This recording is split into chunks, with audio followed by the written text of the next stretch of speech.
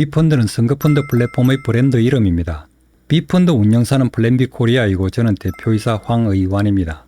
B펀드는 2018년 지방선거 때 첫 출범했고 PC와 휴대폰으로 펀드를 개설하고 투자에 참여할 수 있습니다. 지난 5년 동안 3번의 큰 선거를 치르면서 500여 명의 후보가 B펀드에서 선거자금을 모았습니다. 그 기록이 플랫폼에 그대로 남아있어서 언제든 펀딩 성과를 다시 확인할 수 있습니다. 이런 기록이 더 폭넓게 더 긴 시간 동안 쌓이면 정치 자금의 흐름을 투명하게 하는 데 도움이 될 거라 생각합니다. 저희 플랫폼을 사용하시는 후보들은 대부분 국회의원 그리고 교육감 시도지사의 지방선거 후보들입니다. 플랫폼을 쓰지 않고 구글 스프레드시트 또는 엑셀로 프로그램을 짜서 직접 선거 펀드를 개설 운영하시는 분들도 많습니다. 직접 또는 위탁해서 펀드를 운영하시는 분들을 다 합해서 그중에 50% 정도는 저희 플랫폼을 사용하고 계십니다. 우리나라는 선거공영제를 채택하고 있어서 15% 이상 득표하면 선거 과정에 쓴 경비를 선관위에서 보전받을 수 있습니다. 재력이 없어 선거에 입후보하지 못하는 유능한 사람에게도 입후보할 수 있는 기회를 제공하기 위해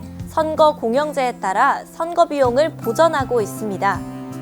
후보자는 당선이 되거나 유효투표 총수의 15% 이상을 득표하게 되면 선거비용 제한액 범위 안에서 정당하게 지출한 선거비용 전액을 돌려받게 됩니다. 그런데 선거가 끝난 뒤 2개월쯤 뒤에 받습니다. 선관위가 선거 비용을 보전해주는 이유와 기준은 별도의 콘텐츠로 편집해 올리겠습니다. 아무튼 보전을 해주기는 하는데 선거가 끝난 뒤 2개월쯤 뒤에 주니까 선거를 치러야 하는 후보는 일단 자력으로 선거 비용을 조달해야 합니다. 국회의원은 약 2억 원, 교육감 시도지사는 10억 원, 가장 큰 규모인 경기도지사 선거는 40억이 넘습니다. 자금의 규모도 부담이지만 자금의 출처는 더 민감합니다. 그래서 의석수가 많은 거대 정당은 무이자로 후보에게 선거자금을 빌려주기도 합니다. 정당으로부터 이런 지원을 받을 수 없는 소수정당 후보 또는 무소속 후보들은 거대 정당 후보들에 비해서 더 큰 부담을 지고 출발하는 셈이 됩니다. 그리고 정치 중립이라는 취지로 정당 가입이 허용되지 않는 교육감 선거의 후보들은 10억이 넘는 선거 비용을 후보 혼자서 감당해야 합니다. 그래서 예비후보 단계에서부터 보전금이 나올 때까지의 기간인 약 5, 6개월간의 시간터울을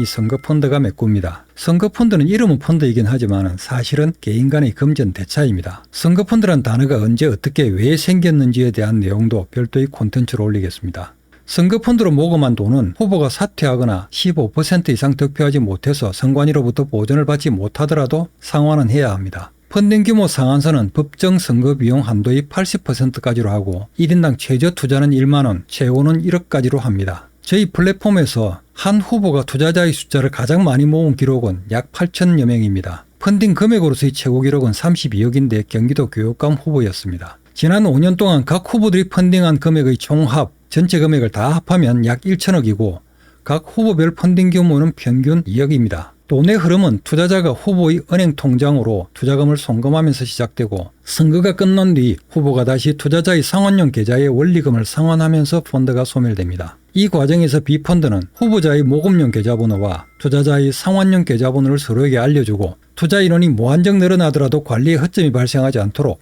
상호 소통을 지원하고 정보를 백업하고 관리하는 업무를 담당합니다. 펀드 이자는 시중은행 금리 기준으로 책정되고 모든 후보들에게 동일한 금리가 적용됩니다. 이자를 시중금리보다 더 많이 주면 후보가 유권자에게 부당한 금품을 제공한 셈이 됩니다.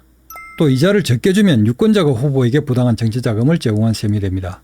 차용증과 이자만 잘 처리되면 펀드 투자에 참여할 수 있는 자격은 거의 제약이 없습니다. 딱 하나의 제약이 있다면 투자 자금의 상환이 가능할 수 있도록 투자자의 신분과 연락처가 명확해야 한다는 점입니다. 범죄 또는 자금 세탁과 연관된 자금 유입을 차단하기 위해서입니다. 그래서 정치자금 후원금을 낼 수 없는 공무원, 법인, 외국인도 펀드 투자에는 참여할 수 있습니다. 플랫폼은 여야가 동일한 환경, 동일한 금리로 선거자금을 마련케 함으로써 시비거리를 원천적으로 없애주는 효과가 있습니다. 선거자금을 마련할 때 평소 가까운 지인으로부터 빌리는 경우가 많죠. 그런데 가까운 사람일수록 차용증도 없고 이자도 없이 차용하는 경우가 많습니다.